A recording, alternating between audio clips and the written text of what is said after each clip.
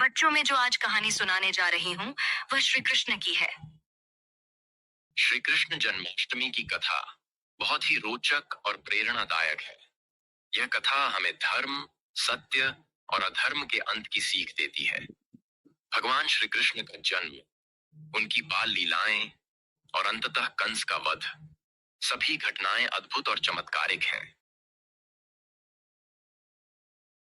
कथा की शुरुआत। मथुरा नगरी का राजा कंस कंस जो देवकी का भाई था। कंस बहुत ही अत्याचारी और अधर्मी था। उसने अपनी शक्ति के बल पर मथुरा और आसपास के क्षेत्रों में आतंक फैला रखा था। उसकी बहन देवकी का विवाह वासुदेव से हुआ था।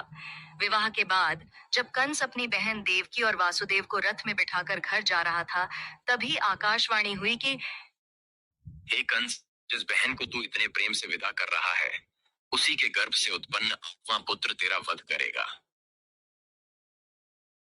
यह सुनते ही कंस क्रोधित हो गया और उसने उसी क्षण अपनी तलवार निकाली और देवकी को मारने का प्रयास किया। लेकिन वासुदेव ने कंस से विनती की कि वह देवकी को न मारे और वादा किया कि वे अपने हर संतान को कंस को सौंप देंगे। कंस ने वासुदेव की बात मान ली और दोनों को कारागार में डाल दिया। कारागार में श्री कृष्ण का जन्म। कंस ने देवकी और वासुदेव की 7 संतानों को एक एक करके मार दिया। जब देवकी के 8वें पुत्र का जन्म होने वाला था, तब मथुरा नगरी में अर्धरात्रि का समय था। चारों ओर घना अंधकार और तूफान का दृश्य था। लेकिन जैसे ही देवकी के गर्भ से भगवान श्री कृष्ण का जन्म हुआ, पूरी कारागार में दिव्य प्रकाश फैल गया। भगवान विष्णु ने अपने असली रूप में वासुदेव और देवकी को दर्शन दिए और कहा कि वे उनका अवतार हैं। मैं यहाँ कंस का वध करने आया हूँ। भगवान ने वासुदेव को आदेश दिया कि वे उन्हें गोकुल में नंद बाबा और यशोदा के घर पहुंचा दें। वासुदेव की यात्रा। वासुदेव ने अपने नवजात पुत्र को एक टोकरी में रखा और कारागार के दरवाजे अपने आप खुल गए।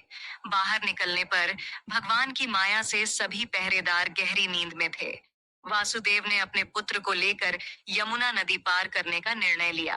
उस रात यमुना नदी उफान पर थी, लेकिन जैसे ही वासुदेव ने नदी में कदम रखा, नदी का जल अपने आप कम हो गया और वासुदेव ने आसानी से नदी पार कर ली। गोकुल में पहुंचकर वासुदेव ने श्री कृष्ण को यशोदा के पास छोड़ दिया और वहां से नंद बाबा की नवजात कन्या को लेकर वापस मथुरा लौट आए। जब कंस को देवकी के 8वें संतान के जन्म की खबर मिली, तो उसने नवजात कन्या को मारने का प्रयास किया। लेकिन वह कन्या अदृश्य हो गई और आकाश में प्रकट होकर बोली, कंस, तुम्हारा अंत निश्चित है। वह बालक गोकुल में सुरक्षित है जो तुम्हारा संहार करेगा। श्री कृष्ण की बाल लीलाएं। गोकुल में श्री कृष्ण का पालन पोषण नंद बाबा और यशोदा मैया ने किया।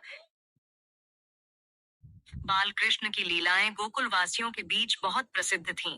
वे माखन चुराने की लीला से लेकर गोपियों के संग रास रचाने तक हर कार्य में आनंद और मस्ती से भरे रहते थे।